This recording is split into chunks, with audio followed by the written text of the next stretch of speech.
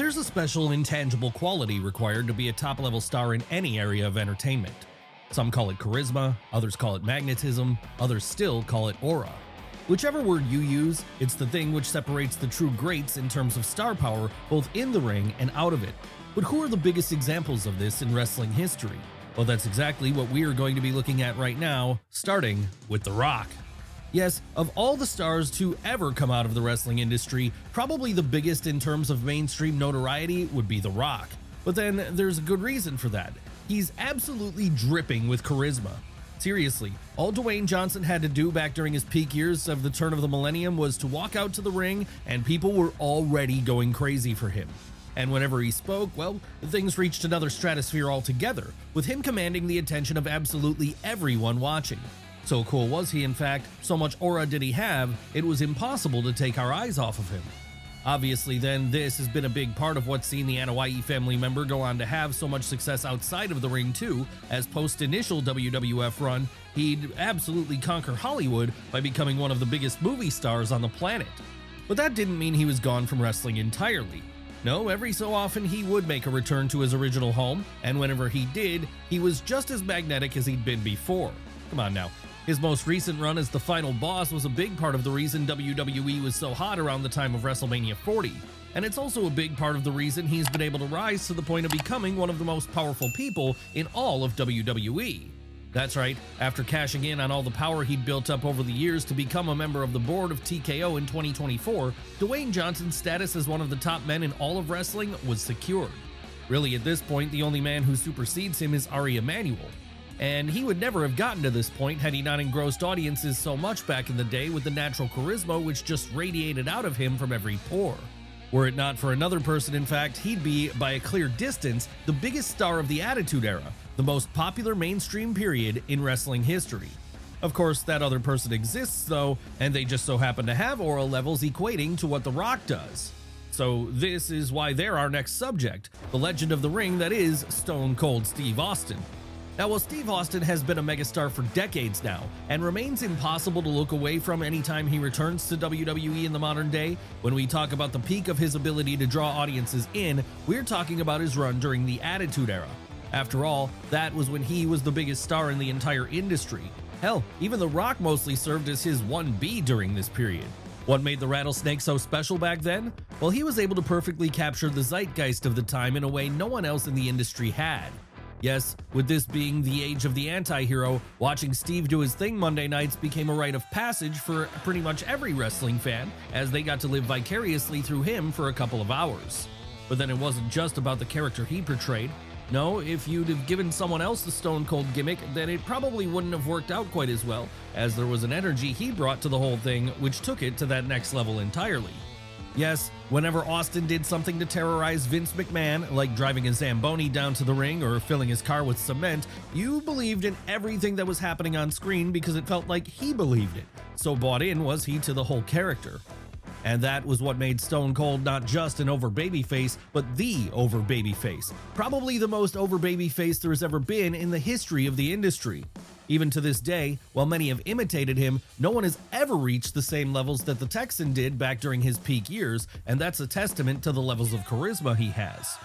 Come on now, there are a lot of people you could have taken out of the equation back during the turn of the millennium period, and while it might have made things a little less fun to watch, it wouldn't have pulled the entire train off the tracks. But so crucial was Austin to the Attitude Era working, if even a few things had gone differently with him, we might not be sitting here today talking about WWE, as it may not exist in the same form. And we mean that literally because if it weren't for him rising to the forefront in 1997, the entire company could have gone under. Even if that had happened though, there would have been an alternative for wrestling fans to watch, as this would have been during the period where World Championship Wrestling was going through a red-hot streak of its own. And of the people who helped make WCW so popular back then, one of those with the most aura would have to be our next subject, Sting. That's right. Back when WCW was beating WWF in the ratings during the mid-90s, there was one babyface who was riding high at the top of the card. And that was the man called Sting. What made him the perfect hero to stand out against the external threat of the NWO then? Well, he just had that intangible quality to him that few have. Of course, this had been obvious since as far back as his early days as Surfer Sting during the late 80s and early 90s, so it should have surprised no one then that, when WCW needed someone to defend them in their darkest hour, Steve Borden was the man to do it.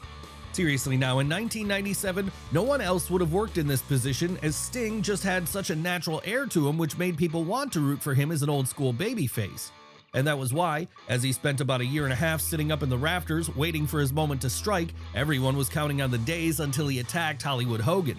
Really, during this period, the former 12-time world champion became more than a mere wrestler. He became a symbol, an avatar of something greater. All of this is to say then, if you were a fan of World Championship Wrestling back in the mid to late 90s, then there was likely no one who grabbed your attention more than Borden. Hell, this is a guy who became the biggest babyface in the company, all while never wrestling a match.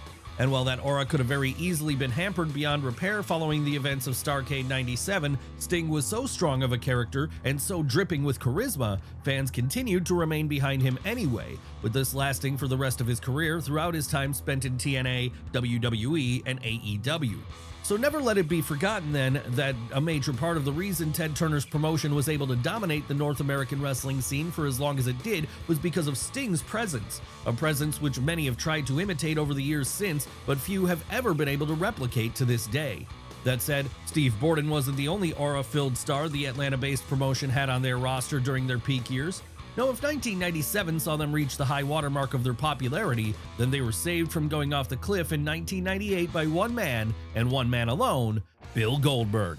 Yes, for newer fans who only really know Goldberg from his recent runs in WWE, then this one might be a little harder to explain as, while he's certainly still a huge star to this day, he's in no way close to the level he was at back then. But then to be fair, that has to be expected for a man who's currently pushing 60. Back in the late 90s, however, things were very different as the Tulsa native was an absolute force of nature, one who no one could take their eyes off of whenever he appeared on screen. What made him such a fascinating character to watch back in 1997 and 1998? Well, there was no one else quite like the former football player in that rather than be a wrestler who made his name slowly rising up the ranks in technical matches, Bill's strength was that he would routinely use his power to squash opponents in a matter of seconds, often before he'd even had a chance to break a sweat.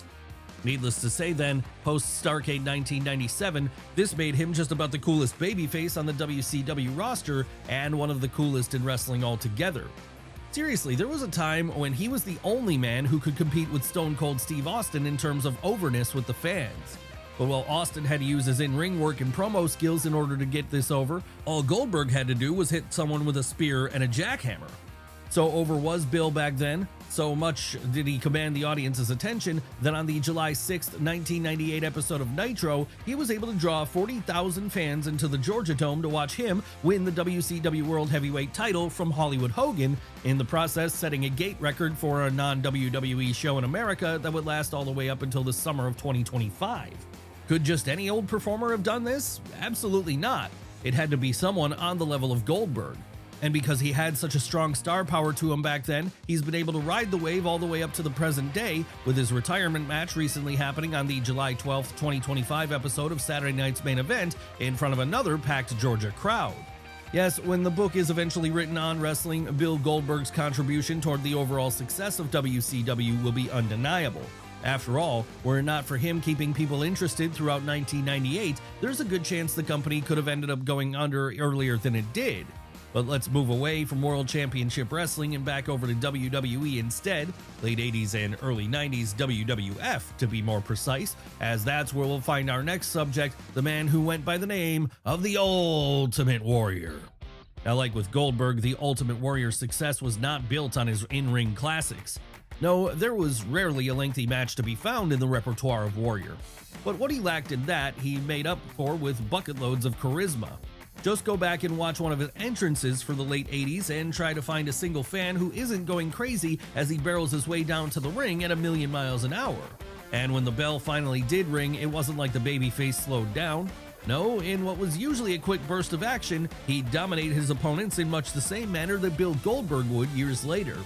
And like with his WCW counterpart, this only got the Warrior all the more over with fans, as they saw a live-action comic book character who could beat any bad guy placed in front of him. So over did he get, so much did he grab the attention of crowds as the 90s were dawning, he was even starting to challenge Hulk Hogan for the status of top babyface in WWF. And that then was what led to WrestleMania 6, the night Jim Hellwig beat the Hulkster clean to, for a few months at least, coronate himself as the new ace of the promotion, the guy who was supposed to carry them on into the next decade. Sure, this might not have ended up being the way things played out on account of Vince McMahon pivoting back to Hogan by the time WrestleMania 7 came along, but even if that was the case, it's undeniable there was a moment in time where the Ultimate Warrior was the biggest star in the industry. Come on now, this is why he kept getting chance after chance over the years whenever he found himself getting fired by WWF, and it was why he'd also show up in WCW at one point during the late 90s. Yes, if you were a kid watching back during the days of WWF's golden era, then you'll know all too well that the Ultimate Warrior had a place right there in that trinity of top babyfaces alongside Hulk Hogan and Macho Man Randy Savage, and that the reason he had this spot was because his connection with audiences was simply undeniable. But what if we move forward in time again, this time to the present day? Are there any modern WWE stars who have those same levels of aura? Well, there's at least one on the men's side, and that person is our next subject as it happens, the one, the only, Roman Reigns. Of course, we're talking specifically about the Tribal Chief era of Roman Reigns' career. After all, while he certainly felt like someone with a bright future ahead of him while he was working as one-third of the Shield alongside Seth Rollins and Dean Ambrose, things went off the rails for the big dog for a while following that. But then, given the material he was being asked to work with here and the fact he was being pushed way beyond the level fans wanted, perhaps that's to be expected. So it's just lucky for him that he was able to turn things around in the end. How would the Pensacola native do this? Well, after taking a sabbatical away from the ring in 2020 and reportedly coming very close to retiring altogether, Reigns would agree to return under the provision that he be allowed to turn heel. And it was in doing this that he unlocked that final piece of the puzzle, because now being portrayed as the Tribal Chief, a mob boss-like figure who ruled over his family with an iron fist, he suddenly had that aura he'd been missing for all those years. Really, during the early 2020s, there was no figure on WWE TV who felt like a bigger star than Roman, and that was evident every time he came through the curtain. Hell, it was exactly why he was trusted with both the top prizes in the company for as long as he was. Yes, that 1,316-day long run as undisputed WWE Universal Champion has since become a thing of legend in WWE canon, as the only people who can say they've held the title for longer are Bruno Sammartino, Bob Backlund, and Hulk Hogan. Even today, now that he's lost those belts, the head of the table is still the top guy in the promotion, or is at the very least a 1B alongside Cody Rhodes. And that's something which isn't going to be changing for as long as he decides to continue wrestling. Now, whether he goes for another 3 years or another 10, the reality is that Roman Reigns has now firmly established himself as the ace in WWE. Could all of this natural charisma hidden within him have been unlocked if he'd never turned heel? Possibly, but then it's hard to say, as looking back on it now, it feels like the transformation into the Tribal Chief was such a crucial element in him finally getting the fans to embrace him as a main character level guy. But let's move away from the men of the modern day for a moment and over to the women instead, as there is one of them in current WWE who has similar levels of aura amongst fans, someone who's really broken out from the pack in recent years to become the ace of her own division. Who are we talking about this time? Who else but Rhea Ripley? That's right, if we were picking one woman in all of WWE today who commanded the most attention from fans, then it would be Rhea Ripley. Sure, the Bianca Belairs and Io Skys of the world are great, but for as great as they are, there's something about Mommy which puts her over the top in terms of having that superstar quality. Really, it's hard to describe what it is about her exactly, but whenever she appears on screen, it's impossible to not sit down and start watching.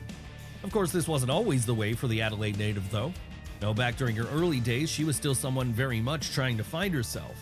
And like any young person, this led to her going through various different phases. Come on now, we all remember her initial run in the Mae Young Classic as a more traditional generic wrestler, but that all changed somewhere around 2018 when the rookie began embracing a character that was more true to who she really was, an alternative person who loved metal music, tattoos, and being an all-around badass in any given situation. And this led to her getting more and more attention every time she came out through the curtain for an episode of NXT TV. That said, it would really go to another level again for Rhea once she joined the main roster and eventually became a founding member of the Judgment Day, because it was at that point that she'd start courting the affections of Dominic Mysterio and in the process evolve into her final form, Mommy. Yes, as mommy, Rhea Ripley has been able to take things to the kind of heights rarely seen for a woman in wrestling. At this point, she's right up there with past stars like Chyna, and that's something few could have foreseen for her when she first debuted as a bright-eyed young woman from Australia. But it is undeniably where we are today, and we're sure her employers wouldn't have it any other way, as she's turned herself into one of the biggest stars in all of wrestling today.